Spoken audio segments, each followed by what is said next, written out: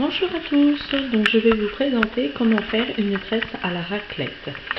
Donc c'est tout simple, donc vous aurez besoin juste d'une pâte feuilletée étalée donc sur une plaque, un jaune d'œuf qui sera légèrement battu, de la crème fraîche, des pommes de terre qui sont déjà cuites, qui seront coupées en lamelles par la suite, des tranches de jambon et bien sûr, le plus important, des fromages à raclette.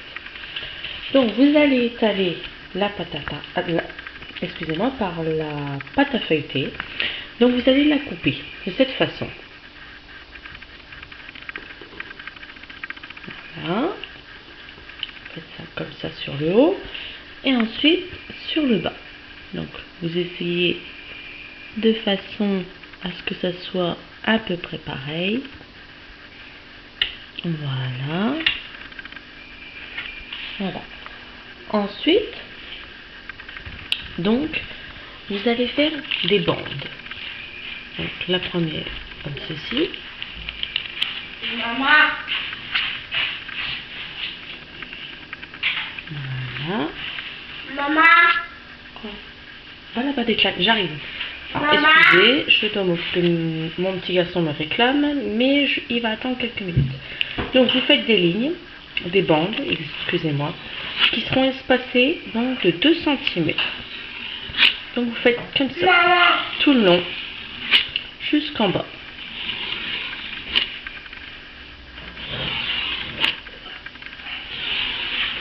Voilà. Donc, excusez-moi, je tiens l'appareil, le caméscope tout en filmant plus coupé. Donc, du coup, ce n'est pas trop droit, mais ce n'est pas grave. Les gens n'iront pas faire trop attention quand c'est mangé. Voilà. Et vous faites pareil donc de l'autre côté. Donc toujours pareil, des bandes, donc séparées environ de 2 cm. Donc s'il y en a qui sont un peu plus longs que les autres, ce n'est pas grave. Voilà.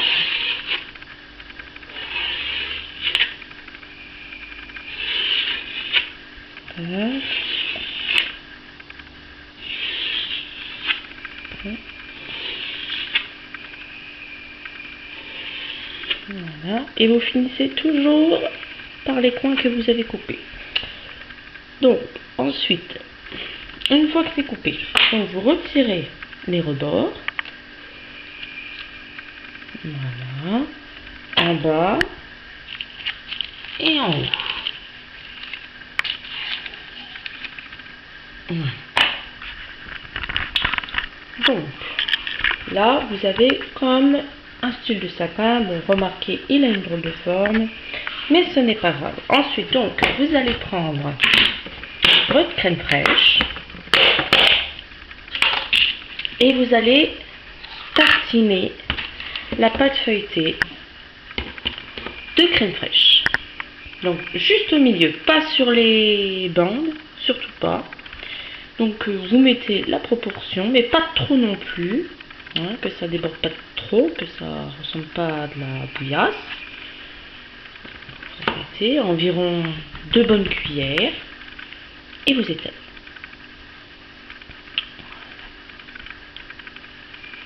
Voilà. Une fois que c'est étalé, donc, vous mettez votre crème fraîche de côté, on ne l'utilise plus. Ensuite, donc, vous prenez donc votre jambon et vous coupez des lamelles. Pareil, exactement pareil.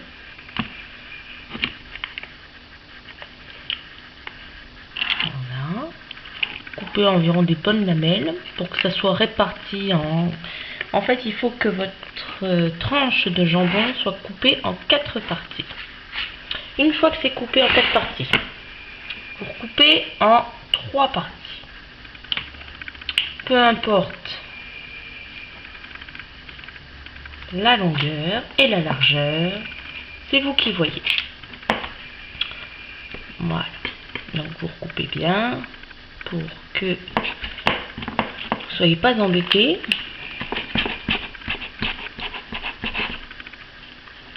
Voilà. Voilà.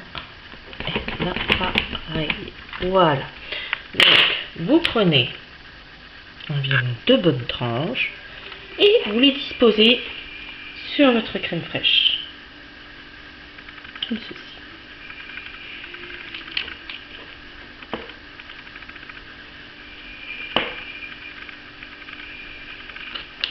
Alors 2 tranches suffisent amplement parce que sinon après ça sera trop garni et du coup vous ne sentirez pas trop le fromage à raclette. Après c'est suivant les gourmands. Voilà.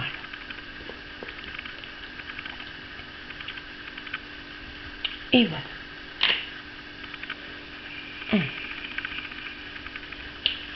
Voilà. Donc, ensuite, vous allez prendre vos tranches de raclette et vous allez les disposer exactement pareil, mais cette fois-ci sur le jambon. Donc, vous coupez des petits morceaux, tout simplement. Voilà.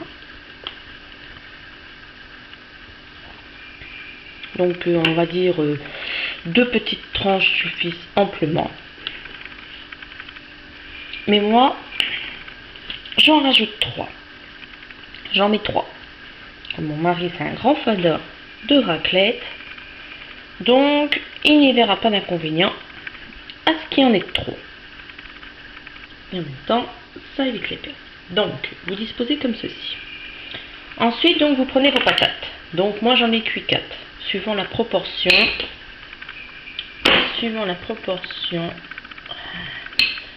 et la grandeur des patates. Donc, vous les disposez comme ceci. Alors, je vous rassure, c'est pas évident de filmer avec sa deuxième main parce qu'on ne peut pas couper correctement les pommes de terre.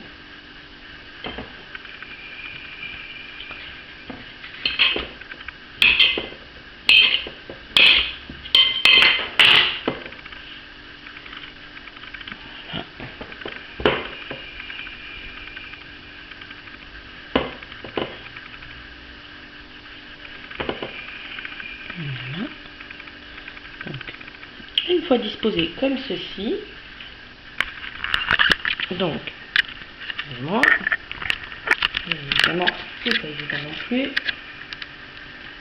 Donc, vous allez rajouter encore du fromage à raclette. Donc, vous faites exactement pareil que tout à l'heure. Donc, vous répartissez, encore des morceaux de raclette, de fromage à raclette, Donc, pas grand chose cette fois-ci, vu que vous avez mis au moins 2 ou 3 tranches en dessous. Faut pas non plus aussi, parce que sinon après vous allez voir que ça va un peu déborder. Donc, ça sera pas très joli non plus. Voilà, donc j'en rajouté un dernier petit bout. Juste pour dire, pour combler le trou. Voilà. Donc, voilà. Donc vous disposez comme ceci. Ensuite, donc vous allez prendre des rebords qui sont juste au-dessus et en dessous. Et vous mettez dessus. Comme un sandwich. Voilà. Et ensuite, de même, avec celui du bas. Et vous mettez comme ceci. Alors, bien évidemment, il y a la petite garniture qui veut se sauver. Donc, vous paniquez pas, c'est rien. Une fois que ça va être fermé, ça vaut. Donc, vous prenez les petites lamelles et vous refermez. Comme une petite tresse. Pareil de l'autre côté. Et voilà. Et vous mettez.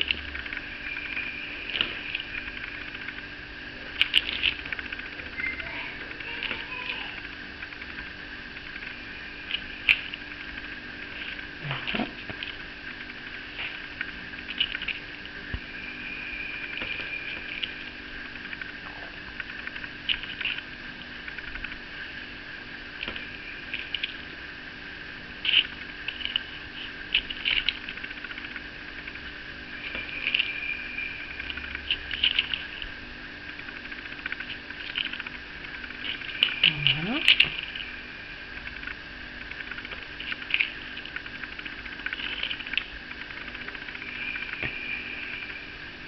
Voilà.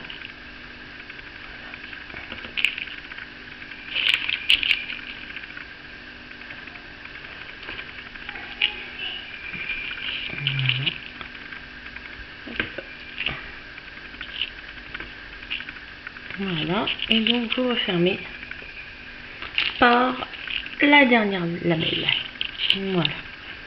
Et donc, voilà, c'est tout bon. Vous faites attention surtout que ça ne déborde pas. Vous n'hésitez pas à un tout petit peu appuyer, légèrement surtout. Ensuite, vous allez prendre votre jaune d'œuf que vous avez battu. Voilà. Et donc, vous allez tartiner dessus, sur votre petite presse. Vous n'hésitez surtout pas à en mettre, parce que sinon après ça sera très long à cuire et surtout un peu dégoûtant. Et puis ça sera pas très joli à voir. Ça sera plus cramé qu'autre chose. Donc vous n'hésitez pas.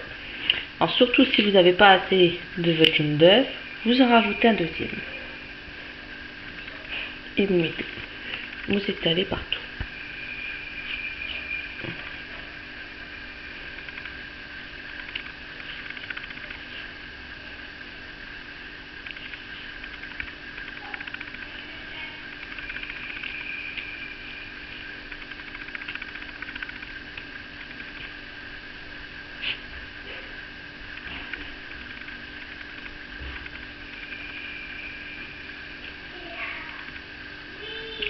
Même dans les petits coins, vous n'hésitez pas.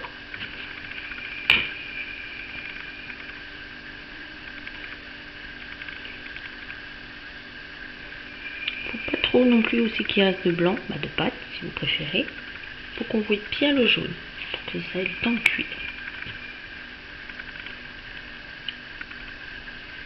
Et voilà. Une fois que ceci est prêt, donc vous avez votre petite tresse. Donc, vous prenez votre plat. Patientez 2 minutes. Vous le mettez à votre four à mi-hauteur.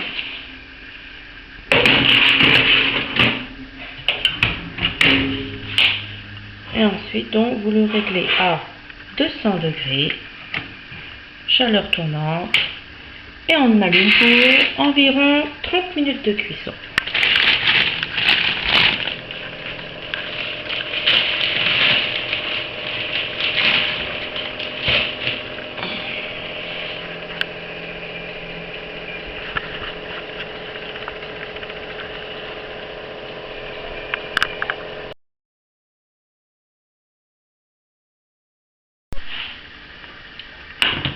Et voilà, au bout de 30 minutes. Alors vous pouvez mettre votre four à préchauffer à 200 degrés, le temps de préparer la tresse à la raclette, et le mettre seulement 15 minutes à 200 degrés, et vous obtiendrez ce résultat. Mais moi, vu que j'ai oublié de mettre à préchauffer mon four, donc du coup j'étais obligée de le mettre 30 minutes. Donc vous pouvez l'accompagner d'une petite salade, ou soit le préparer la veille pour le manger le lendemain, si admettons vous n'avez pas le temps d'aller rechercher un petit sandwich pour déjeuner au travail. Donc voilà, donc je vous souhaite une très bon appétit et à très bientôt. Au revoir.